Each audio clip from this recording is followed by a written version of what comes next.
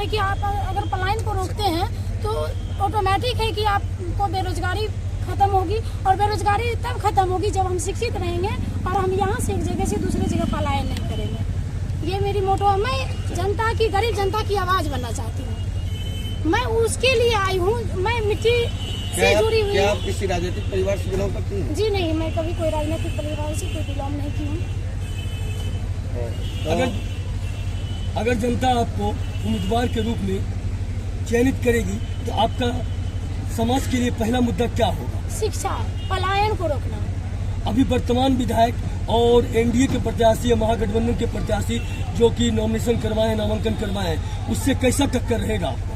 बहुत जोरदार टक्कर रहेगा। आपको उम्मीद लग रहा है कि उस आंधी में आप टिक पाएंगे? क्यों नहीं टिक पाएंगे?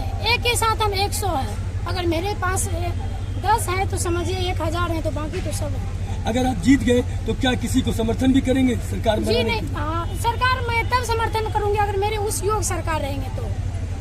नम्रता जी, आपका एजुकेशन अच्छा, आप चाहते तो हमारे सर्विस भी ले सकते थे, क्यों राजनीतिक में आप उतरे? अगर मैं सर्विस लेती, सिर्फ अपना लाइफ स्टाइल या अपना लाइफ सेट कर पाती, मैंने वो निचले स्तर की दबे हुए लोगों को मैं आवाज बनना चाह रही हूँ कि उन लोगों को जो समस्या हो रहे हैं, सिर्फ बड़े बड़े लोग आते हैं, वोट लेके चले जाते हैं, उससे कोई मतलब नहीं रखता। क्या परबत्ता विधानसभा में क्या कमी नजर आया जो आप जो है? बहुत सारी कमी नजर आए।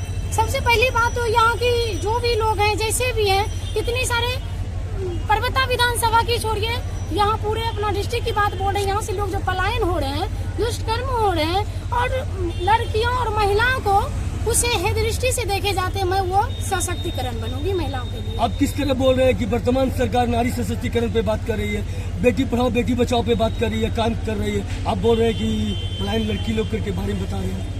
मैं इसलिए कर रही हूँ, सरकार के द्वारा जो 10,000 रुपया दी गई, 10,000 रोजगार फैक्ट्री ही दे देते आप बिहार में, पलायन तो रुक जाते। जब एक जगह परिवार रहेंगे तो बच्चे शिक्षित होंगे, जब बच्चे शिक्षित होंगे तो विकास होंगे, और विकास होंगे तो बच्चे यहाँ से या जो भी लोग हैं यहाँ से पलायन नहीं है, क्योंकि उसको रोजगार यही है। पलायन क्यों होगा कोई?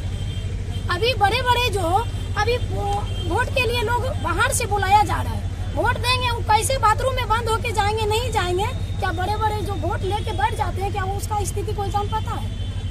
लेकिन नीतीश कुमार तो महिला के लिए बहुत अच्छा कार्य कर रहे हैं। 10,000 रुपया दिए, कहे 2 लाख रुपया 6 महीने के बाद देंगे कार्य करने के लिए। देखिए, हाँ मैं बताती हूँ सर, सरकार क्या कर रहे हैं, नहीं कर रहे हैं। सबसे पहली बात तो सरकार पलायन को रोक ही नहीं पा रहे। क्या फैक्ट्री, आप क्या रोजगार है बिहार में, आप देख ही रहे। सिर्फ ये बड़े बड़े फेस्टिवल आएंगे तो यहाँ पर देखेंगे बहुत सारे लोगों को, उसके बाद पता ही नहीं चलेगा। और देख ही रहे स्टूडेंट रोड पे लाठी डंडे खा रहे हैं, क्या उसको वो हक मिल पाते हैं? मैं वो हक दिलाऊंगी। नम्रता जी, क्या संदेश देना? नम्रता जी, बिहार में शराबबंदी के बाद भी जो है डोर टू डोर जो है होम डिलीवरी हो रहा था, जिसमें जो आप पिछले कई वर्षों से जो है आप उसका मुहिम आप चला रहे थे।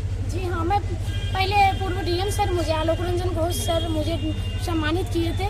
ये शराब को मुहिम को मैंने छेड़ी थी, इसलिए जो सरकार द्वारा जो चलाए गए थे शराब को लेकर बेहतर था, लेकिन वो सिर्फ नाम की हो गई। होम डिलीवरी हो रही है, जब होम डिलीवरी हो ही रहे तो फिर रोक कहाँ है शराब का?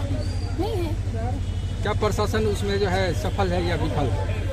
अगर सरकार ही विफल हो तो प्रशासन की क्या बात बोलूं?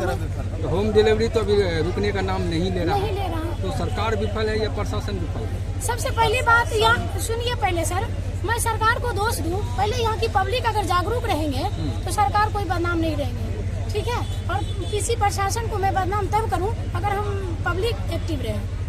तो आपके कहने का मतलब है कि जनता को सबसे पहले जो इस मुहिम को सुचारू रूप से बंद करने के लिए जनता को जागना पड़ेगा। जी बिल्कुल, अगर जनता जागेंगे तभी कुछ। अभी भी मैं बता रही हूँ, सिर्फ वोट अपने वो जात पात दे के मत दीजिए, और ना ही आप बड़े पार्टी या बड़े छोटे मोटे दे के मत, उसको दे के वोट दीजिए जो आपकी भविष्य बनेंगे, आपके बच्चे की भविष्य बनेंगे, आपके साथ खड़े रहेंगे, वो आपको समस्या का समझेंगे और आपको समाधान करने की प्रयास करेंगे। बड़े बड़े लोगों के लिए मोर कौवा भी मोर लगते हैं, और उसके बाद छोटे गरीब लोगों के घर में मोर भी कौवे लगते हैं। अर्थात बड़े लोगों के लिए जो है ना, चोर भी